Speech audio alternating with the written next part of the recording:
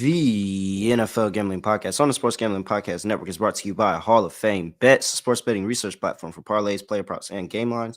Download the Hall of Fame Bets app or visit HOFBets.com. Use code SGPN to get 50% off your first month and start making smarter bets today. We're also brought to you by Cut, the peer-to-peer social betting platform that's US-based and available in 40 states. Head to cut.com, that's KUTT.com, and use promo code SGPN for a 10% deposit bonus. And we're also brought to you by the SGPN merch store, 15% off everything when you use the promo code PLAYOFFS.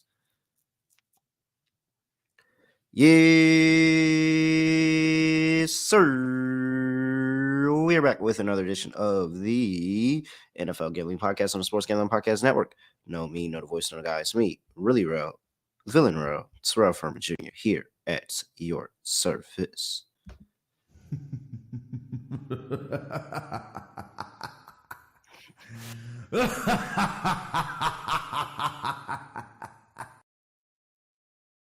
I would like to say, in hindsight, I did cut Houston a little short by only laying -2.5 with them for plus money.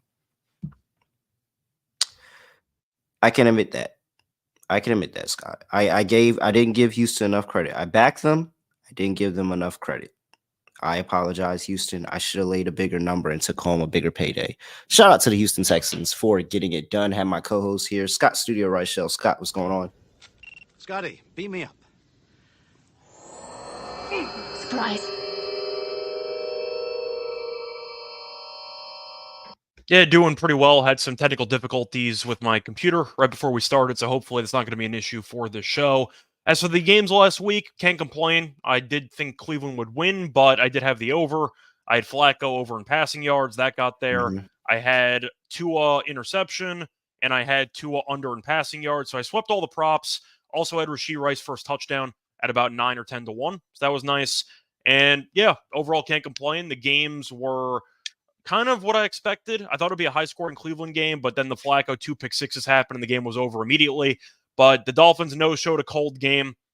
Not shocked at all. That's kind of what we expected. And yeah, the Chiefs are now playing the Bills. We're not going to talk about that game, though.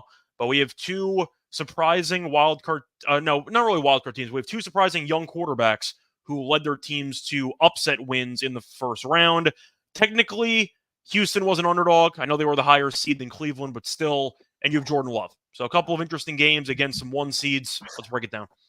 Yeah, absolutely. And I mean, last episode, if you tailed, it was really good. You talked about the props. You hit a first touchdown bet. I swept the board in sides and totals. Hit the over in that game. As we talked about the under, we cashed in the Kansas City and Miami game. We got Kansas City, no sweat there. I got the Houston Texans. Didn't have to worry about that.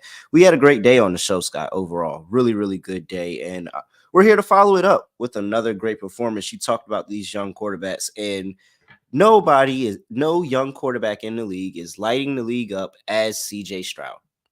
CJ Stroud is like, I mean, he's literally single-handedly in one season. Hopefully he continues to do it for multiple or more seasons, but he's completely changing the narrative of Ohio State quarterbacks by himself. Joe Burrow Changing doesn't the narrative.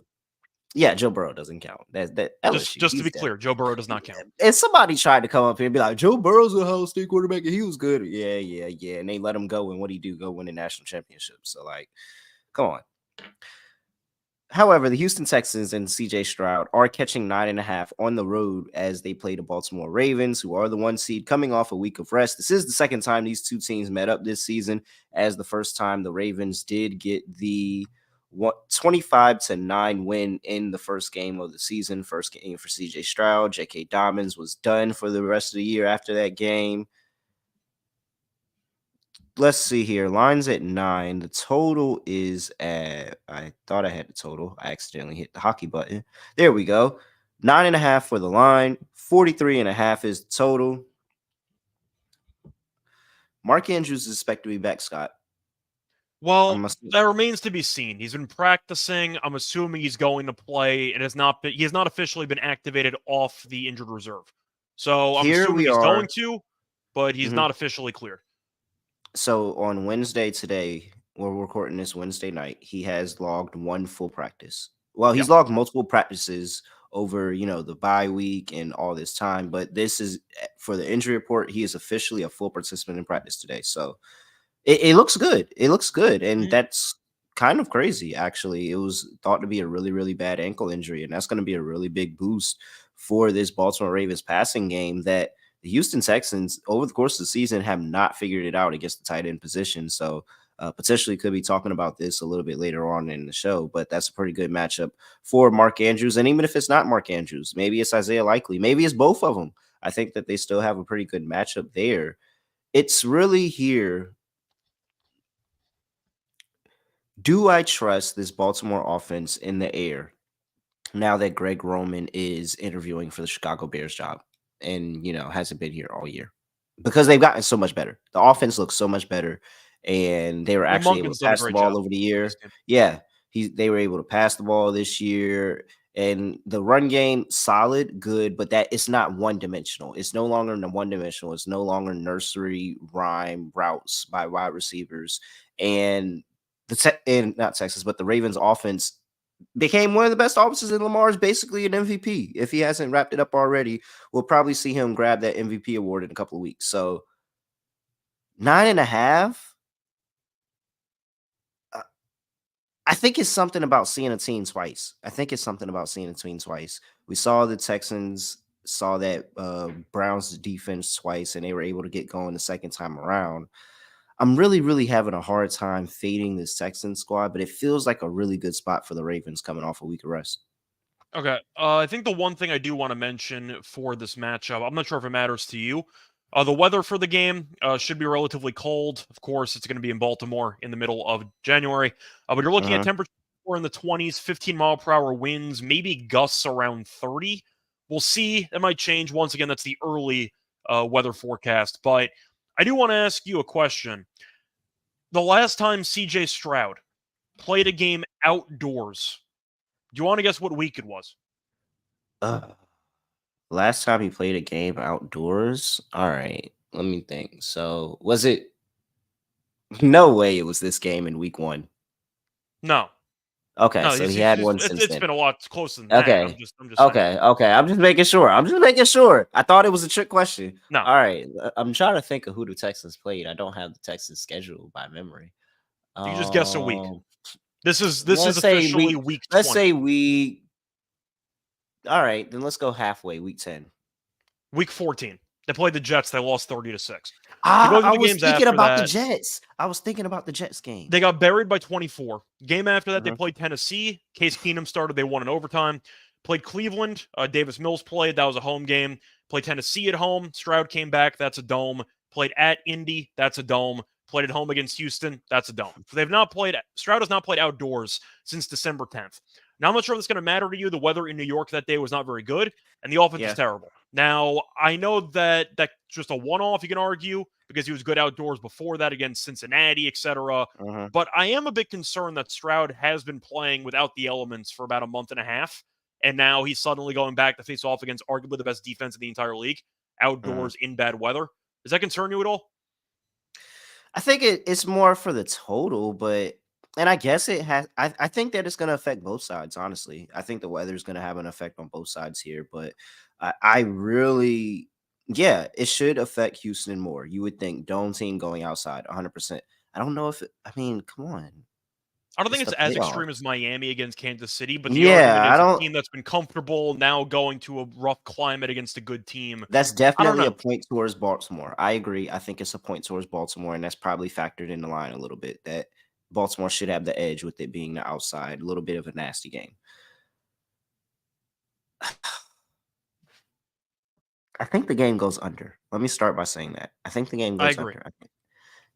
And so if I think the game goes under, that means Houston would have to have an abysmal showing on offense to not cover this line. I mean, even if it's like a 24-17 game, they still cover. And it goes under. So yeah. Yeah. I think I'm taking Houston, man. I'm Where's the money assuming you're split picking in this? Baltimore to win the game, though. Well, yeah, I think Baltimore moves on to the next round, but I just think it's going to be a little bit closer than that. And this Houston team's been scrappy all year. They've been really good. They get the big explosive plays. Is it going to be a whole bunch of explosive plays on offense and defense like last week? No, but man, I'm telling you, at least one time they take a shot downfield and he's able to connect with the Nico Collins, with a Noah Brown, like with the Brelvin Jordan. Like they just continuously find ways to create big plays and keep themselves in the game and give themselves a chance. 9.5 just feels like a lot of points, but I really We're, do we're, think that we're both going to be on the This under is the at the best same version of time. Baltimore's offense. This is Yeah. the best version of Baltimore's offense. The only concern that you might have with Baltimore laying this big number, one, you might worry about, not every team plays well off the bye, so we'll see what happens. Yeah. But I want to congratulate CJ Stroud for having the same amount of playoff wins as Lamar Jackson. So congratulations to Stroud for tying Lamar Jackson. Here we go. So we'll see what happens. I mean, Lamar hasn't been in a playoff game in a long time. Lamar's last playoff game was 2021. It's been a long time, mostly because of injuries. But still, do I think Lamar's going to light it up? Not necessarily. I think Houston's defense has gotten better as the season has gone on. D'Amico's done a good job with that unit, which is why I do like the under. The cold weather does concern me because I think Baltimore is just much better running the ball. I know Houston is a very good run defense, but Lamar's another element that you have to worry about that you can't really game plan for. I can't even imagine who's playing scout quarterback for the Texans this week. But I think I am going to lean to Houston in this game. I think I'm going to agree with you. I was kind of playing devil's advocate mentioning the weather, but I do agree with the same script that you have in mind, which is a low-scoring game. Houston do nothing offensively in order for Baltimore to cover. I don't see Baltimore lighting it up. I do think Houston's defense has drastically improved, especially over the last month or two. And with the bad weather, you might see a lot of punts, a lot of ugly drives. We know Lamar can be careless at times. Harbaugh can be ultra aggressive and maybe fail a fourth down conversion. We've seen a lot of, situations there where Baltimore might leave some points off the board. I really do think 24-17 sounds right. Maybe like 20-13, something like that. But I like the under as my favorite play in this game. Lamar might have a great playoff game. I haven't seen it yet, and we're 4 games in. I'll take the points. Man.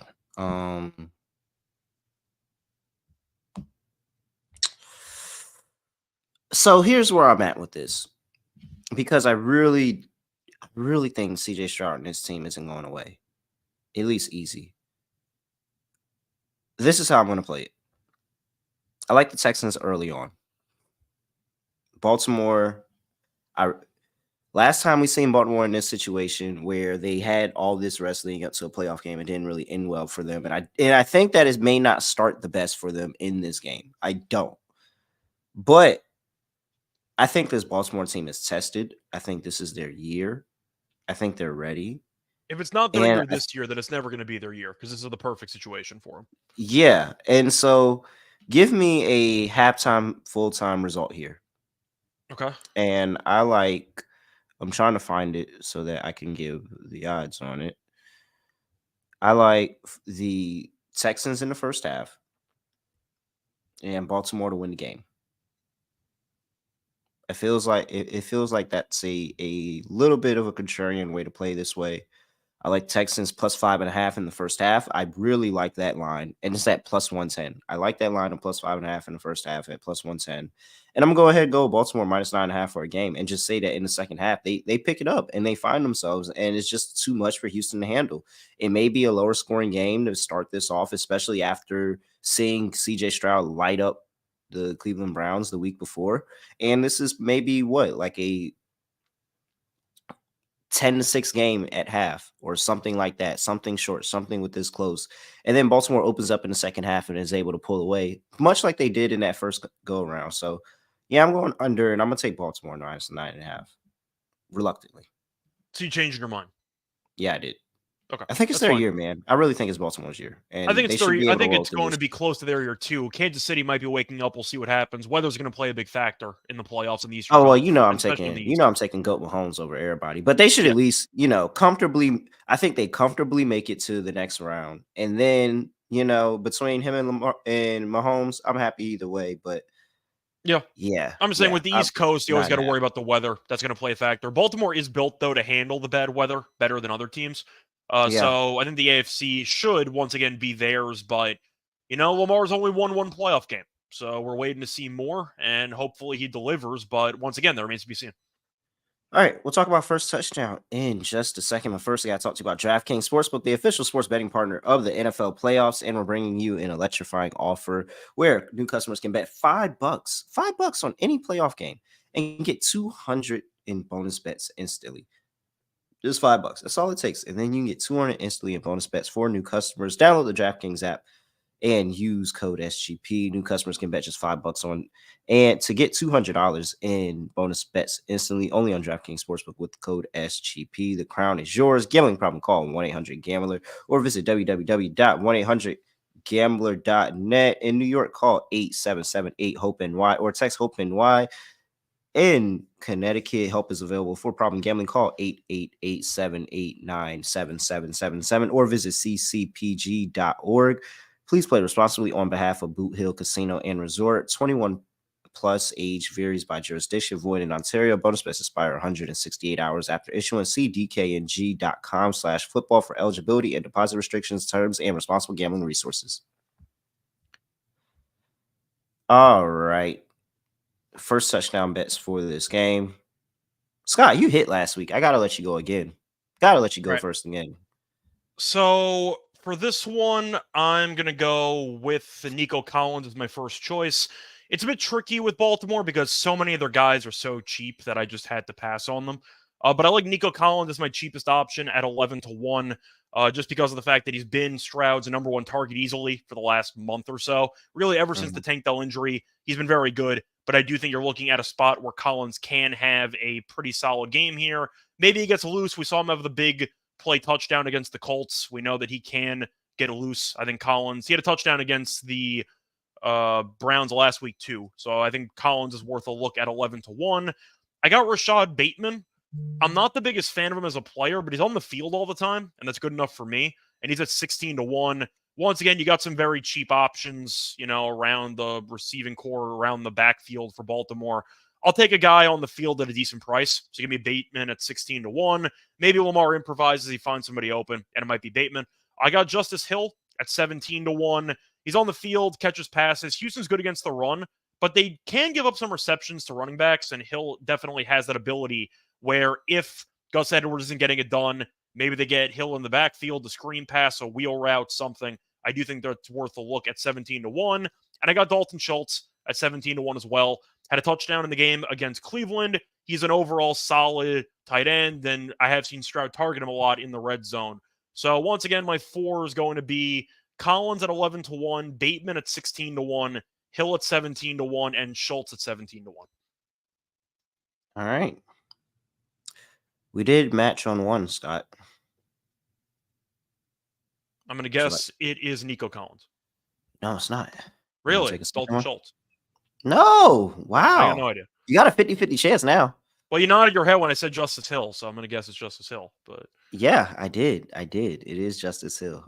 Backup running back, 18-1 in this offense. And I understand Texas is actually pretty decent against the run, but man, there's multiple times that I've just watched them design these, like you said, these swing passes, these wide receiver routes for Justice Hill, where he's able to go out there and make a play and find himself in the end zone. So I backed Justice Hill at 18-1. He was actually the is that cheapest? Yeah, the cheapest option that I had at 18-1. I decided not to go for defenses because Stroud's been careful with the ball, and Lamar, I don't think is going to. Well, yeah, maybe. Well, he's been careful with the ball through the air. Yeah, he's had issues fumbling over the course of the season. That's a fair distinction. Fair point.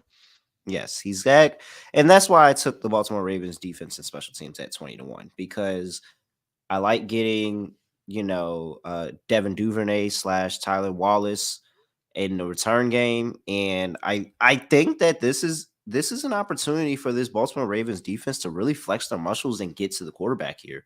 Like, this is where you can really show that, hey, this front seven is legit, and they're going to carry us to a Super Bowl by being able to rush the quarterback, put pressure on the quarterback, and put CJ Stroud in situations where he can fumble the ball. and he has fumbled the ball before. I think that it's going to be tough, and I think that this playoff game and last playoff game are not going to be the same for CJ Stroud. While I do think that he's a baller, and I think he's a gamer, and I think at the end of the day, he's going to be proud with how his season has gone, but I think it's going to be a little bit rough for him. And I think that the Baltimore Ravens are going to get to the quarterback, and they're going to get to the quarterback often in this game. So I like the opportunity for him to cough the ball up one time to this defense for a scoop and score. I'm interested in the Baltimore Ravens defense and special teams to score at plus 425 regularly.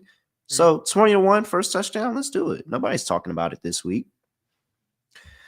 And let's see here. So for my Houston Texans, I have John Mechie III at 35-1 with the absence of now Noah Brown, who is on IR after that game last week.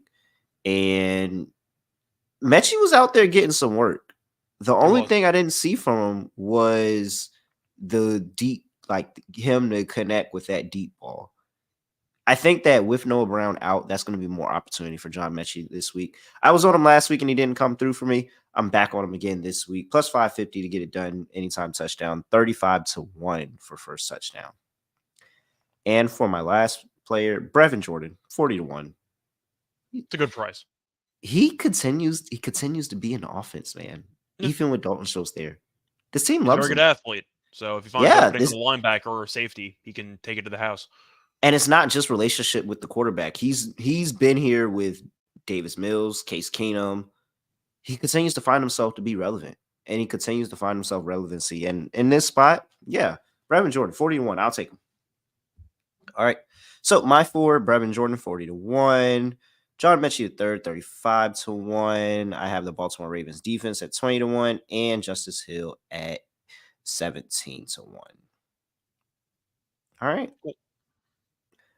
Before we get to the next game of the slate, got to talk to you about Cut, peer-to-peer social betting platform, US-based and available in over 40 states. And look, you can bet against your friends on sports, politics, pop culture, anything with a verifiable outcome you can bet on. This is for the DGens. This is an app for the DGens. So why would you not be tapped in to Cut, lower VIG and fully customizable? And you create your own bets, create your own odds. Cut handles the payment. You ain't got to worry about hunting nobody down.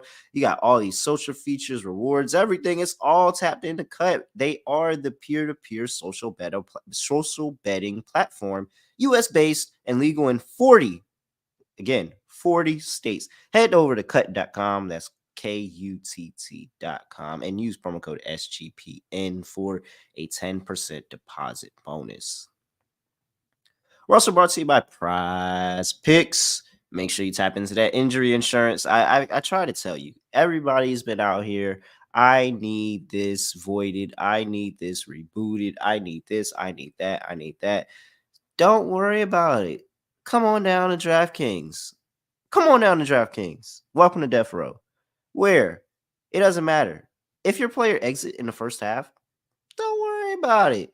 They're going to reboot that player. You're not going to lose your contest. You're going to get that void that you've been looking for in your entry stay in action. Don't be tainted by the one-legged person that got hurt in the first half, and they probably would have cashed it in the second half. You don't have to worry about those losses.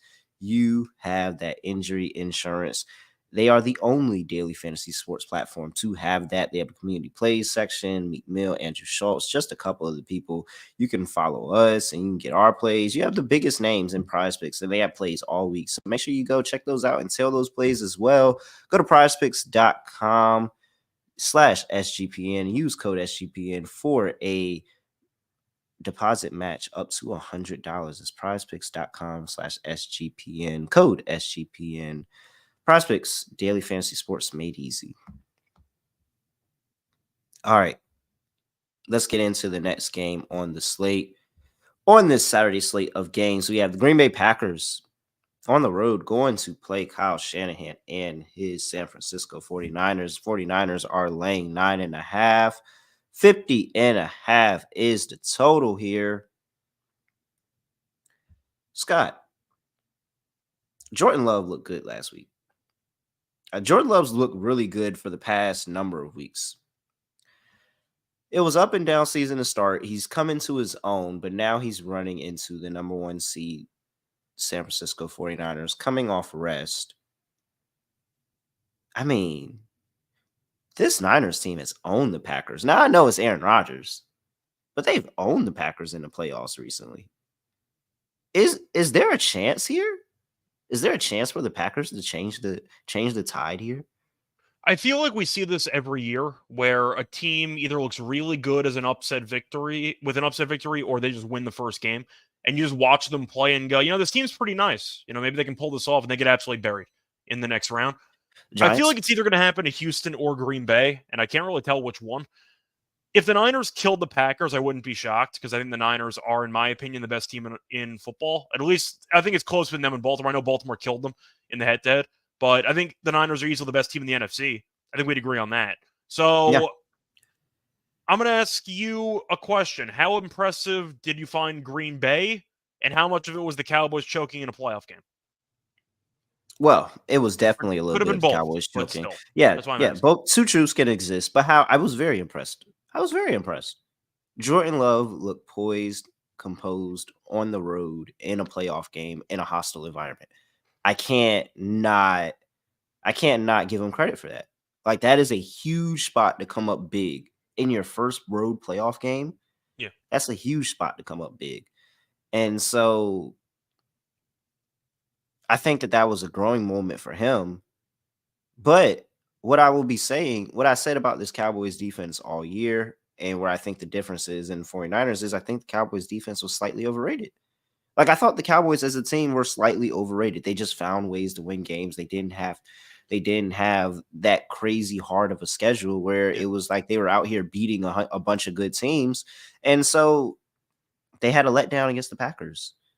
So yes, I'm impressed with the Packers, but I understand it was a bad spot for the Cowboys as well, where they were flat. They were completely flat here.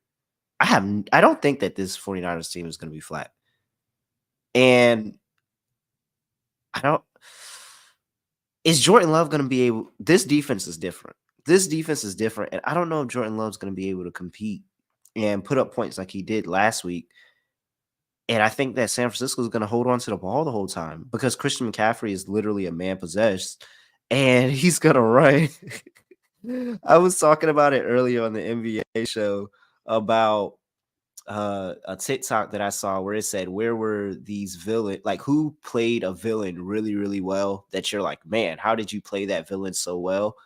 And the TikTok said Stone Cold in The Longest Yard. And I immediately thought, wow, he played the heck out of that role. I thought he was really a guard and really, really racist. And he had that one scene that everybody knows of, that's how a white man runs football. And I just thought, and I was like, that's how Christian McCaffrey's going to be this weekend when he gets to see Joe Barry's defense. That's how a white man runs football, as he goes and runs for 100+ yards on this Packers defense that I'm still not, I still don't feel good about them against the run. And I think that's the place where you really, really exploit this defense, and it opens up everything over the top. And that's how people have been able to beat this team all years, by running the football effectively. And now Christian McCaffrey's in the game. I really, really, really don't want to take the Niners here because I hate laying big numbers with Kyle Shanahan, but I think that they're just going to control the clock, and this is going to be relatively boring, but they're just going to continue to find ways to get in the end zone. And I don't know if Jordan Love's going to be able to match them score for score. That's the thing about Green Bay's defense, because Jordan Love's definitely passed every test over the last couple months, and shout out to the offensive line for protecting him well in that Cowboys game. But the concern that you have to run into is the defense, because I know Dak had a lot of garbage time yards. That's not what I'm referring to. But in general, it does feel like Green Bay's defense with Berry has really just not been that consistent this season, and that's kind of my concern. I agree with you. I do think if you have faith in Brock Purdy in a playoff game, which I have no reason to not have faith in him. He was pretty good last year before he got injured. I do think that the Niners are going to run it down their throats the entire game, and that's kind of the concern that I have. The Packers defense, though, has been, once again, a lot better recently after that 30-point give up against the Panthers, which I still don't fully understand. The Niners have been fine. They also haven't really played anybody. Beat the Rams, but they were benching everybody. That game doesn't really count. Lost the game anyway. Played the Commanders, only won by 17, so they weren't overly impressive in that game. Got killed by the Ravens. Played the Cardinals, won by 16. They have 29 points in that game. Played Seattle, won by 12. Geno didn't even play in that game, and that game was actually competitive for a bit in the second half there. The Niners are winning, but they're not winning by margin. And I do think that based on that fact, I might actually lean to Green Bay here. Like, I didn't want to. I think either Houston or Green Bay are going to cover over the I weekend. agree. I'm not picking both one seeds to absolutely destroy in this I game. agree. I think one of them, if not both, are going to cover. The Niners, though, have really not been that dominant against big numbers or in these big number spots after they dominated the Eagles. And I do think that you're looking at a spot where the Packers are good enough to maybe hang in there, maybe sneak through the back door. But as you said before, the Niners might try to play clock. They might try to run the ball. Shanahan's a bit conservative. Maybe he punts a couple of times on 4th and short. But I think I am going to lean to Green Bay. This team's in good form. I think that they can hang in there. Kind of a similar story to that Texans game. I'm not picking the Packers to win, but 9's a lot for Shanahan. Like, I think that's a little bit too much for Shanahan based on his track record. It really is. I'm going to lean to Green Bay to lose by 7. Oh, man.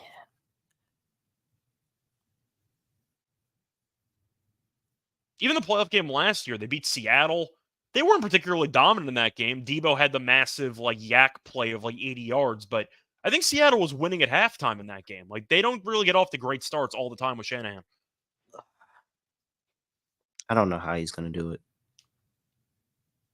But yeah, I'm with you. I'll go Green Bay plus 9.5. I really don't feel good about that, man. I don't either. But I think 9 just feels a bit steep for Shanahan, who is more concerned with winning, and his numbers ATS are not very good when the spread's Yeah, they're more not. He's not good as than he's not good as a more than touchdown favorite. Definitely not good as a double-digit favorite. I mean, it's just I'm assuming LaFleur is very good as a dog. It probably didn't happen much with Rodgers, but this year they've been dogs in a lot of games. yeah. So I'll bet Green Bay. They've been good in the underdog role. Yeah, I'm with you. Do you like the All over right. or the under, though? Because you seem like you're expecting the Niners to score, but they're taking Yeah. clock. Yeah, So that I kind of do. contradicts each other.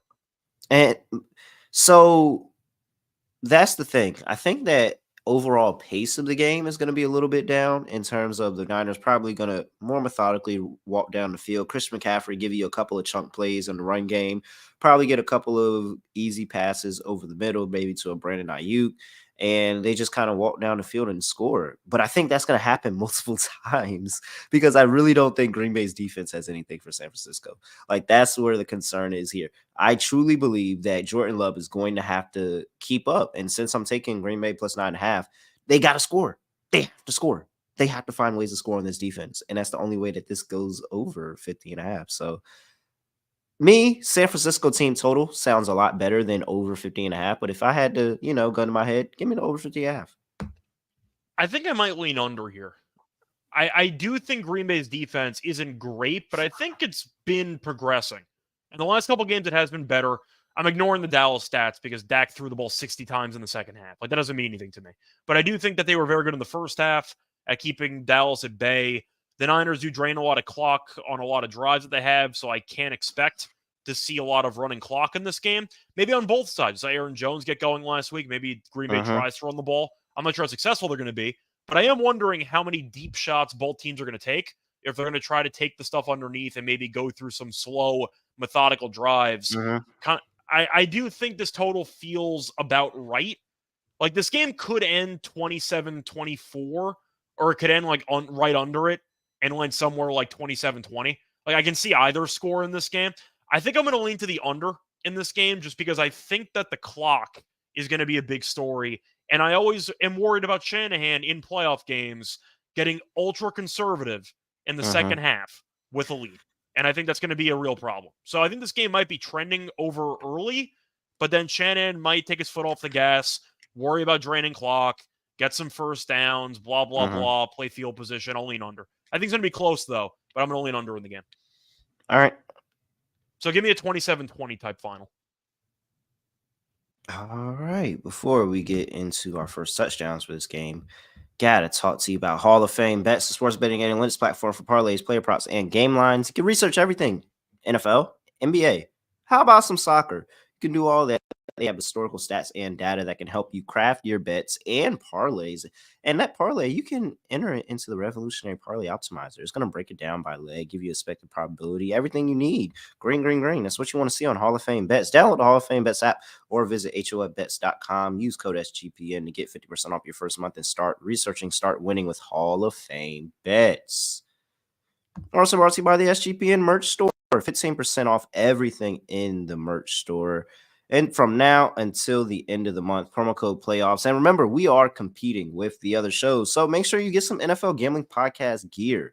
Make sure you go spin and grab some NFL Gambling Podcast gear. You can get it from all your different favorite podcasts. We are all in competition with each other for a bonus. So make sure you support us. Help us helping you, help us help you, or something like that. Yeah, that sounds good.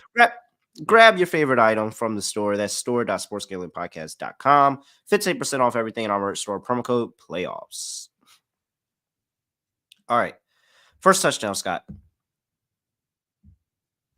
All right. So for my first touchdown score in this game, I did 2 each once again. I didn't go 3 on one side.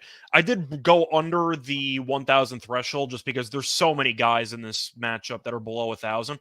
I got Debo at 750. What? Scott? I did. I know. I think it's going to be a star. It's not even that many. It's 1, 2, 3, 4, 5. 5 people. That's it. But that's a lot of key pieces for both teams. I think Debo is a great price. I know it's 750, which sounds cheap, but he also has 5 rushing touchdowns with 7 receiving touchdowns. I just think that it's a very good spot for Debo to have a big game. He's been very good in the playoffs in the past. I think 750 is intriguing. Jair had an interception in that game. Lamb was kind of out of sorts, but I just think Debo is going to have a big game. So I'm going to go with him at 750. I did take Aaron Jones at 8-1. It's tough to go against the guy that had 3 touchdowns last week. So I felt like I had to because the offense has been kind of running through him recently. I know Love's been really good, but getting the ground game involved has been a big reason for that, to set up the play action. I do think Aaron Jones at 8-1 is worth a look as well. I did go Kittle at 10-1. So once again, I'm going with 3 relatively, I'd say, not that surprising superstars as the first touchdown scorer. But Green Bay's not good against the tight end position, and I think Kittle can exploit that. So give me Kittle at 10-1. And I did take Tucker Kraft at 40-1 for Green Bay. Been playing a bunch of snaps recently. Musgrave came back, and they're still using Kraft as the starter. He's been good. So he's my long shot at 40-1. But once again, I went with 3 star-powered players at relatively cheap prices, and I threw in a long shot tight end. All right. Let's do this. For my Green Bay Packers, double wide receivers. Jayden Reed, Christian Watson, combined for 1 catch, 9 yards last week. It was not good. Didn't matter, but... It didn't. Oh, they're getting going this week, Scott. And we have a San Francisco 49ers defense that, if you can be critical of them this season, they've given up some big games to number 1 wide receivers over the course of the year. They have. I've talked about this all year. They have given up some big games. I cashed a really nice day against the Minnesota Vikings and Jordan Addison, and a great game there. So Christian Watson, I believe, is the number 1 receiver. But leading up to the playoffs, Jayden Reed, they like Jayden Reed, and they put a bunch of packages in for Jayden Reed. They find different ways, whether it's as a runner, as a receiver, to get him the ball. So Jayden Reed 15-1, Christian Watson 22-1. Those are my 2 Green Bay Packers, and that's how I start this thing off. For my 49ers, let's just go ahead down to the bottom of the list. And the guy that cashed for us early this season, Scott, in first touchdown, I'm bringing him back. Ronnie freaking Bell, 40-1, because I don't trust this defense for the Packers. We'll see if Alexander is able to go. Even if he isn't, I think Ronnie Bell still kind of servicing as that 3rd pseudo wide receiver. So a little bit more of Juwan Jennings sometimes, but Ronnie Bell gets some packages on the field. They have some opportunities, and they're able to throw the ball to him.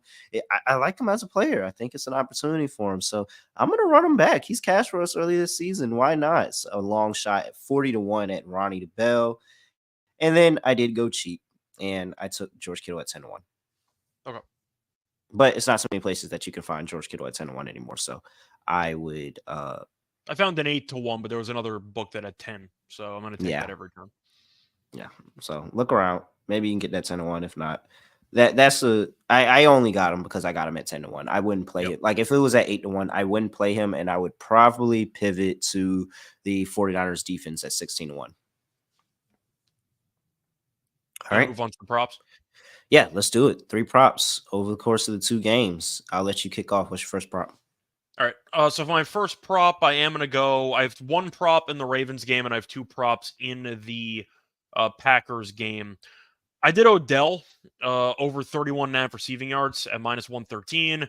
Could have gotten an incentive last week if he played, but decided not to. So I do think, once again, he should be healthy for this game. So maybe his snap count will go up. But 31.5 is very low. He's added at least 33 receiving yards in 7 of his last 10 games. And he did have 37 in the first game of the season, when he could argue that his health wasn't really certain or his role wasn't really certain. He might get this on 1 catch, but 31.5 for a guy that's gone over in 7 of 10 games against a secondary that can be a bit shaky at times at giving up big plays.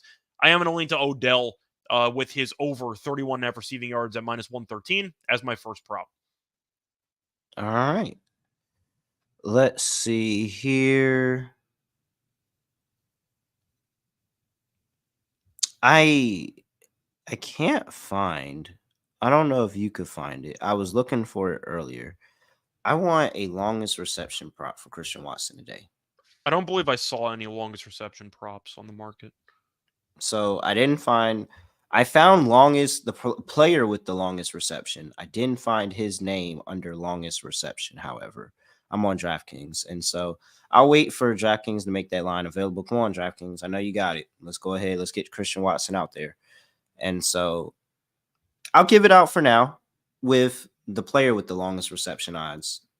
But ultimately, I'm going to be playing longest reception for Christian Watson. And that's, again, going back to the 49ers over the course of the year, really struggled with number 1 wide receivers. And some of them were able to have some pretty good games. They were able to make some big plays. And that's how you got to get over on this 49ers defense. You got to take advantage of the shots down the field. You got to take advantage of connecting with those.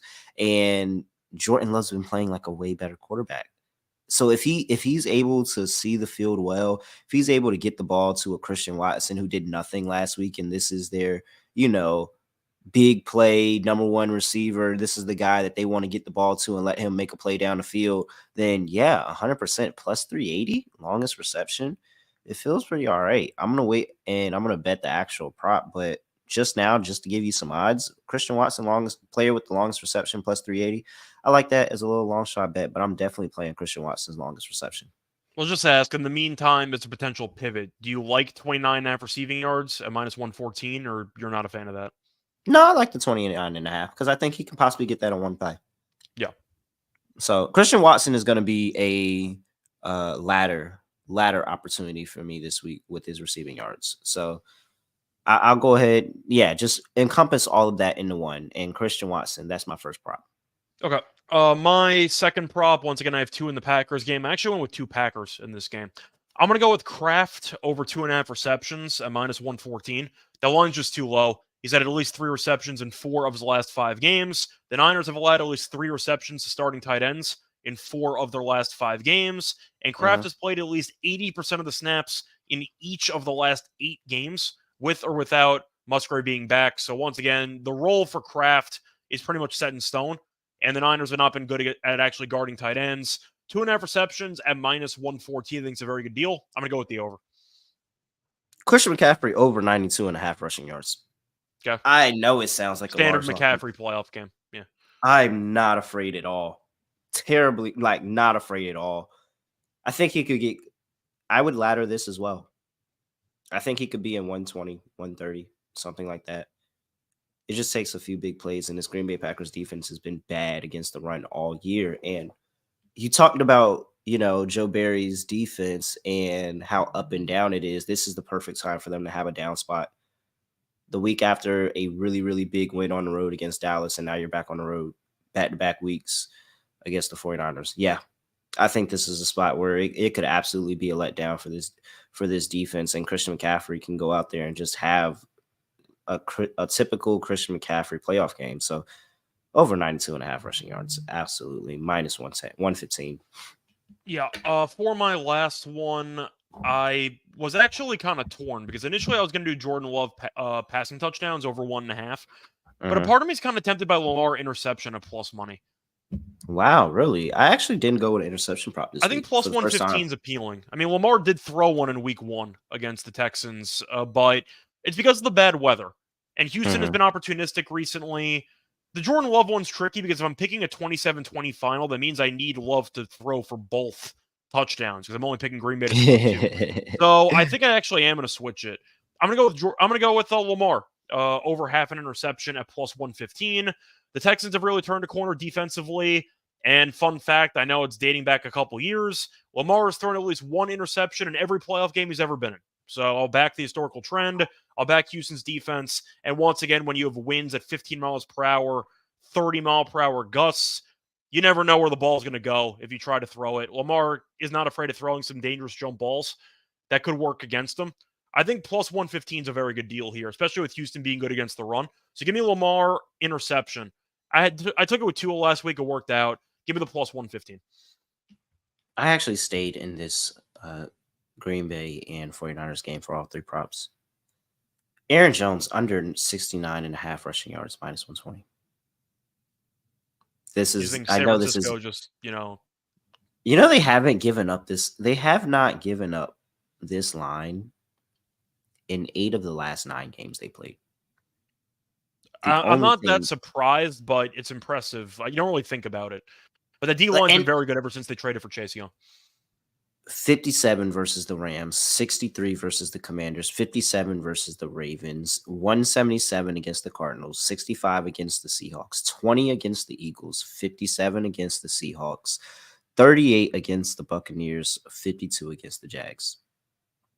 There's some pretty heavy hitter names in that group, and they consistently held them down. And here's the thing about Aaron Jones and his Green Bay Packers team and Matt LaFleur. They don't trust him. That's fair. Jones. He's been good recently, and this is what happens every single time with Aaron Jones. He gets on this run. He shows you that he should be a bell cow guy. Keep giving him the ball. Give him the ball. Give him the ball. Give him the ball. They have this success with that. They do it over and over and over. And then one day, they just stop. They just stop, and they say, we're not giving the ball anymore. You're going from 20 touches to 10. We're not going to do it. I'm fine fading the Packers in the run game because they've proven to me. And if this gets out of hand, like I think it might, then they'll probably be leaning on Jordan Love more anyway. And maybe Aaron Jones more as a passer than a rusher this game. It's just really hard for teams to run on this defense. And I'm going to fade Aaron Jones doing it under 69.5. By the way, there was some breaking news unrelated to the games today. It was announced about 5-10 minutes ago that Mike McCarthy is staying as the Dallas coach for next season. I mean, when he didn't get fired, like the next day, I figured he was staying. Apparently, this is the last year of his contract, so I guess Jerry doesn't want to pay a buyout for a year or whatever, but I would have fired him. That's his final year. So no way. That's cheap. That's being cheap. Jerry's not that cheap. No way. He actually likes. No, I know. Apparently, just likes McCarthy. I guess I don't know. Yeah, he just likes McCarthy. All right, DFS. All right, you want to go first? Or me to go first? No, I'll let you go. We'll keep the mojo going. We have 2 games, 1 lineup. What's your lineup? It's kind of a weird spot for the quarterback position because all 4 quarterbacks are pretty good. Like you can argue that Brock Purdy's the least talented quarterback out of all 4 in this set of games here. I'm going to go Jordan Love. I just think that his price is a bit too low at 7,400 because Love has been a touchdown machine, been in good form. If the Niners do open it up, then you could have some garbage time opportunities. But Jordan Love has gotten a lot of success recently, and I do think he's in great form. So give me Jordan Love as my quarterback. I took McCaffrey. I had to do it. It's a massive salary. I didn't have a choice, so I took him. I did lean to Aaron Jones just because he had 3 touchdowns last week. I do think Green Bay might try to force feed him on the goal line. He also can catch passes, which I do think is kind of an underrated potential stack between Love and Aaron Jones. I got Debo in there at 8,300. I think he's in a good spot. You mentioned Jair's injury, and Debo's has 12 touchdowns this season. I do think he's in line to score. I got Bateman at 5,100. Once again, I'm not a fan of him as a player, but he's on the field all the time. And Baltimore, I think, might throw him the ball a couple times. I got Dobbs at 6,100. Great last week. And I do think the Niners, as you said before, struggle against number one receivers. Watson, I don't really know what he is because post-injury, he's been nowhere near 100%. So Dobbs has kind of taken over the de facto number one receiver spot. So I'm going to go with him at 6,100. I took Kraft at 4,800 just because I think he can go for 3 receptions and maybe a touchdown. So it's a low budget option at tight end at 4,800. I took Ravens defense because I do like them at home in bad weather. And I took Isaiah Likely. So I went with a 2 tight end lineup. I think everybody's going to be on Andrews, and I wonder what the snap count's going to be because it's kind of shocking he's even back. It's been about 2 months since a serious injury. I wonder what the snap count's going to be for Andrews. So I think that Likely might be a very nice low ownership pivot because he might play the majority of the snaps. And Houston's not good against tight ends. So give me Likely as my flex. All right. I'm not mad at it. I'm not mad at it. All right. Man. Let me see here. So I started things off with one Brock Purdy. And I did a 49er stat. Because it's just a complete fade of Green Bay's defense, to be honest. So Brock Purdy, Christian McCaffrey, Brandon Ayuk, and I actually went for 49ers with George Kittle as the last play there. Really, really fading Green Bay's defense after that last game. Because honestly, truly, like, if Dallas defense could stop anything, they might have made a comeback. I don't know if that matters. I mean, it was perfect garbage time offense by Dak. Yeah, no, for real. No, for real. But I think that there is 2 truths, and I think that it was perfect garbage time offense, and I think that there's something here. This defense is not exactly there yet. I know they had a good first half, but it's 48 quarters here. It's another week, back-to-back road spot, fading the defense second go around. So I'm heavy on the 49ers this week. Bring back with Christian Watson. Talked about him earlier. I think that he has opportunity for a big play. Only need one really good big play, and that makes him worth it. We're going to watch the injury report on him. Came back with another wide receiver in Zay Flowers in that next game. We didn't really talk about Zay Flowers in our handicap, but again, I really, really like this passing game offense for the Ravens this go around. And I think that it's an opportunity, especially with how they've been able to play and practice and be able to do all this in cold weather, that they can find a way to get Zay Flowers the football and let Zay Flowers be able to do yards at the catch and make big plays. So Zay Flowers at wide receiver. I did go Justice Hill for my second running back and taking the second running back and saying that he's the one with the big game, not Gus Edwards this go around. And for my flex, another opportunity, John Mechie III. Noah Brown's out the way, sir. You're going to be able to get it done today. I know. That is my guy. That's my guy. I didn't get him last week in the end zone. It's going to happen this week. John Mechie III. And close it out with the Ravens defense for pretty obvious reasons. All right. So, one more time. Brock Purdy, Justice Hill, Christian McCaffrey, Brandon Ayuk, Zay Flowers, Christian Watson, George Kittle, John Mechie III, and the Ravens defense. All right. Lock, anytime touchdown. PrizePicks. For my lock.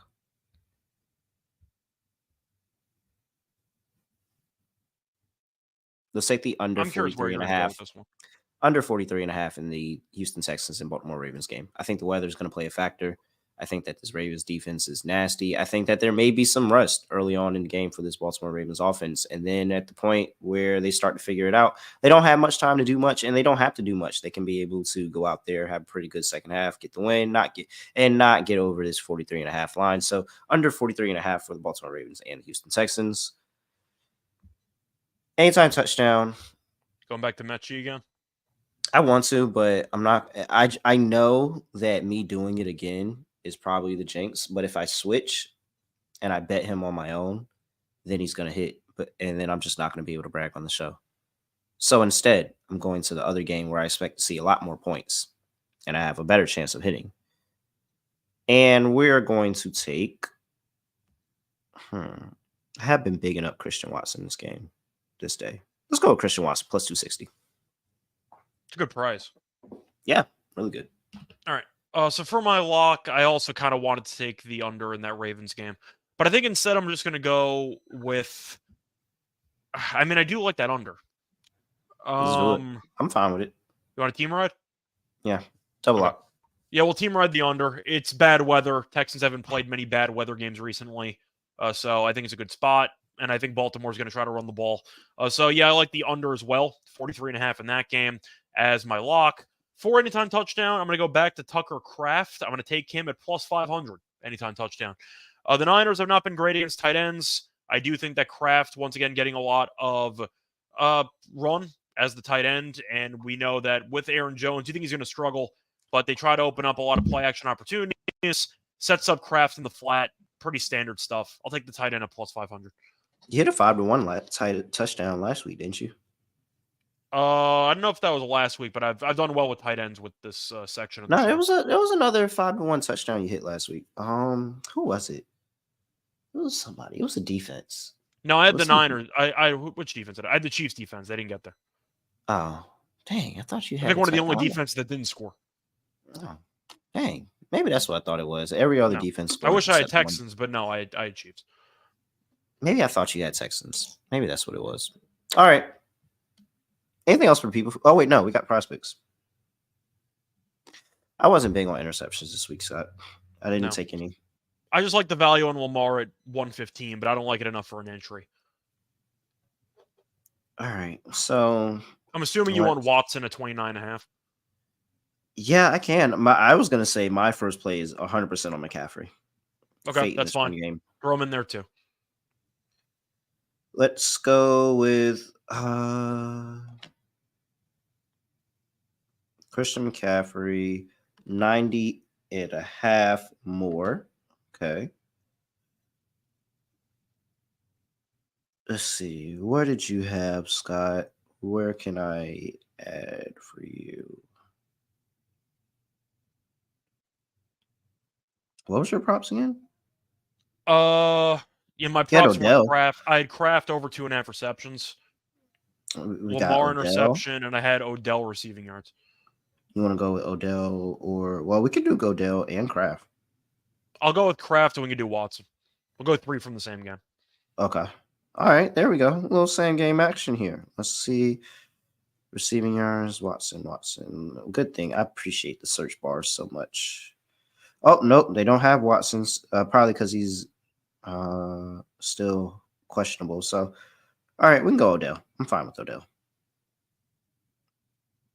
Odell, 32.5. So, Christian McCaffrey, more 90.5 rushing yards. Tucker Kraft, more than 2.5 receptions. And Odell Beckham Jr., more than 32.5 receiving yards. You put all that in the PrizePicks, shake it all up, you're going to get 5-1. $20 gets you $100. Make sure you use that promo code SGPN on PrizePicks for that 100% first deposit bonus. Scott, anything else for the people before we get up out of here? No, looking forward to 2 good games. Hopefully they're closer than the spread. Yeah. Hopefully they could cover the spread, but give us 2. They could. Games. I'm just saying 2 games. Give us 2 good games. Playoffs. Like, yeah, you want good games. I would appreciate 2 good games on this one. So just give us 2 good games. All right. For everybody watching on YouTube, make sure you like the video on the way out. For everybody that's listening, for wherever you get your podcast, just drop us a quick 5-star rating and review. Appreciate that. And all this was free, so you could. It's the least you could do. It's the least. I appreciate it. Thanks. I have nothing else to say, nothing else to do. No other way of ending the podcast. Just going to end it like this. Football's almost over. We're out of here.